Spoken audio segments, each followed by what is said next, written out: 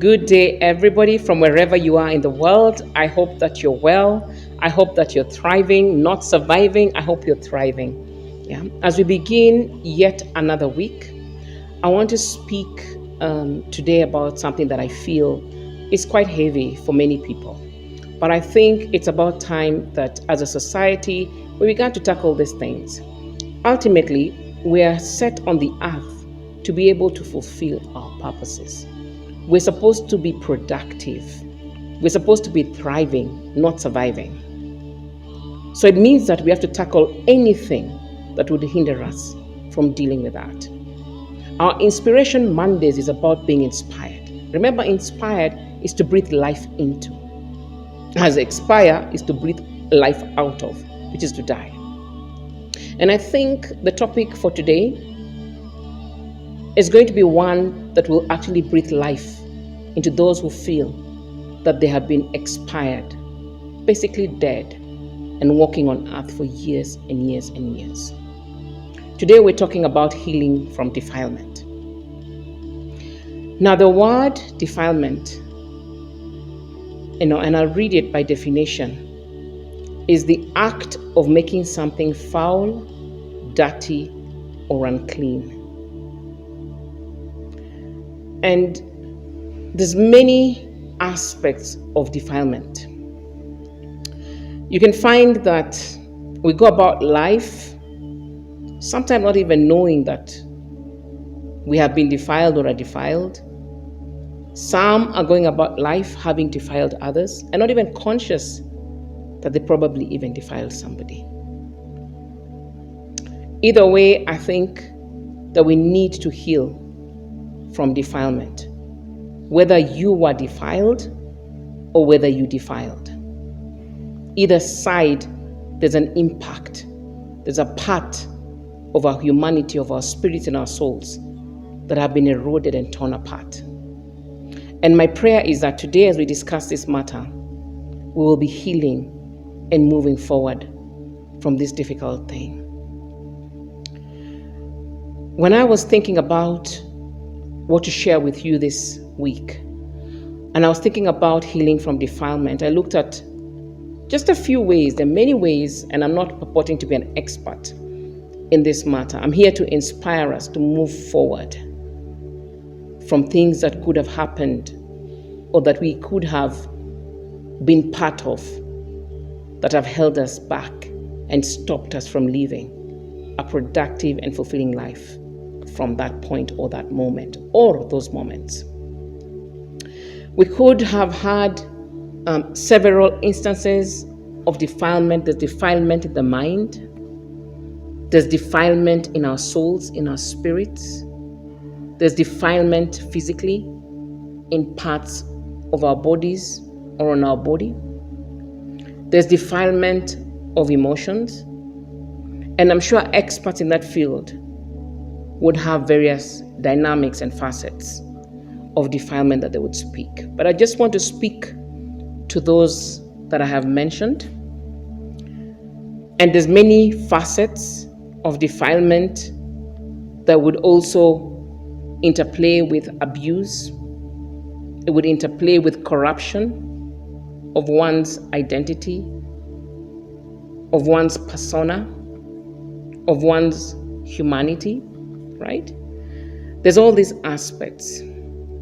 And as we deal with healing from defilement, I also want to just make us a little bit aware about how we can even play a part in becoming defiled, playing a part ourselves in these things. And I'm not by any means downgrading anybody's experience in this matter. There's many facets to it. There's innocent people that were defiled. There's people who have defiled, whether they were intentional or they were sick, whatever the reason. But there's also situations where if we're not careful, we could end up exposing ourselves to defilement. When you look at what you watch, what you read, what you engage in, what you listen to, which voices you're listening to, the company that you're keeping, these things can expose you to a defilement of your mind, your spirit, your soul, your body, different things, And These are not things that have external players, even though we could be in settings that have external people in them. But I'm saying that defilement, corrupting that nature, okay, that God originally ordained for us, sets us away from the path that God intended for us. And it limits our ability to thrive and function in the original way that God had defined. When you're looking at our experiences, some people have gone through defilement, sexual abuse, verbal abuse, emotional abuse that have torn at their souls, that have torn at their emotions, that have left them dented, exposed, and torn physically, psychologically, right? And when I look at even defilement and corruption of sexuality, some of the people that I counsel, that I deal with and pray with, whose sexuality has been corrupted, when you go down at it, society is very, very harsh in how they deal with people who are seen to have a corrupted sexuality. But let me tell you, do not remove the log, out of people's eyes before you look at the specks out of people's eyes before you look at the logs that are in our eyes. Society is harsh. The society does not want to go down to the crust of the matter, the source of the problem. They're quick to judge, to alienate, to throw people away because of the things that they have chosen to do, because of a path they've taken, without going down to the root of these hurting, bleeding souls and looking at the source of what has been corrupted. I was saying, what society calls corrupted in terms of sexuality, a lot of the root causes is defilement and abuse in the past of these people. And these things triggered psychological reactions and consequences that corrupted the original order that God had ordained for sexuality. And they took a different path because they probably felt safe in that path, because the path that defiled them corrupted their sexuality and direction. There are people who have been abused sexually, and by no means am I limiting this to one gender, because when you talk about sexual abuse, most people think about females. But I have met males who are dealing with sexual abuse, things that happened to them since they were 9, 6, 3. And they're grappling with the effects and consequences in their lives to date. They're in their 40s, 50s, 60s. So this matter is not a matter that is limited to one gender. This is a matter that is cross-cutting. And is it possible to heal from defilement? My answer is yes. Because God, who created us, had a solution for every challenge that we were likely to face on this earth. No matter how bad, no matter how painful, no matter how eroded and torn your spirit and your soul may seem. In fact, the more I engage with this matter, the more I see how dark and evil the enemy can be, to come and attack the very things that God wants to use for the furtherance of his kingdom. He goes to attack at an early age to corrupt and defile people so that they function in a manner opposite to what God ordained. I know people who are so beautiful, literally physically beautiful, male and female, really, really beautiful, but they have the lowest self-esteem. Their identity was completely lost and eroded because of abuse that happened when they were children. And this kind of defilement tore at the very core of their souls and their spirits. And they began to see themselves as dirty, as unclean, as unworthy, and they just want to hide. And they cannot come out in the fullness of their beauty, the fullness of who they have been created to be.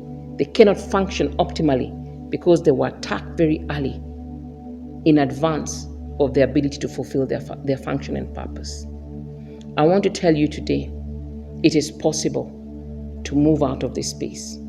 I have met people in their latter parts of life, in their late 40s, 50s, 60s. I tell you, this thing is horrible, and they're stuck in age at the point of defilement. Some of them are like in their 60s, but they're stuck at the age of 6, because that's when they were raped.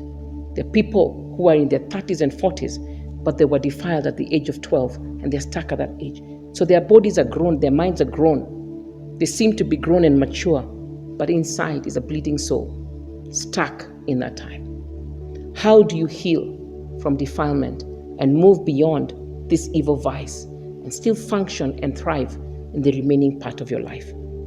I'm speaking to you today.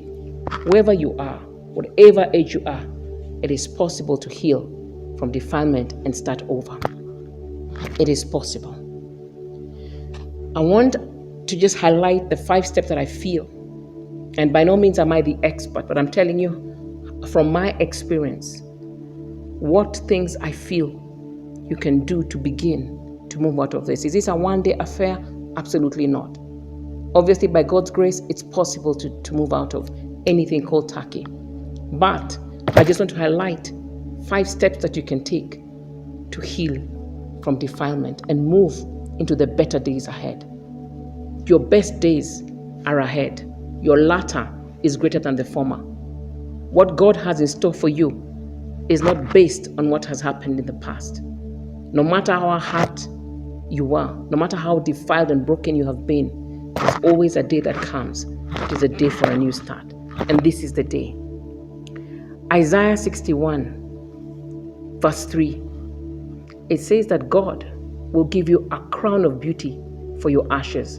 Everything came down from those points. Everything was broken. Your esteem, your identity, your soul was crushed. Your spirit was crushed. Soul ripped apart. Damage done. Basically ashes. But God is here to give you a crown of beauty for those ashes moving forward. He's giving you oil of joy instead of mourning. Because there are people who are existing. They're surviving, they're not thriving. And you've been in mourning since those points. You feel misunderstood. God is here to heal you and to give you oil, the oil of joy. A garment of praise instead of a spirit of despair. I know people who have chosen suicide, chosen to leave the earth because they can't move from those points. I'm here to tell you that this is the beginning of your best days ahead. It is. Some of the steps that I'd like to encourage you to take is, number 1, confront this matter. The people have gone into denial. They've locked their minds off those episodes.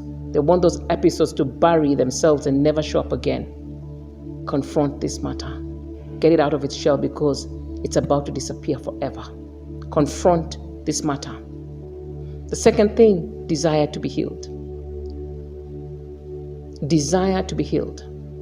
Give yourself a chance for the life that God originally ordained for you. Desire to want to find it and to want to live it. Okay.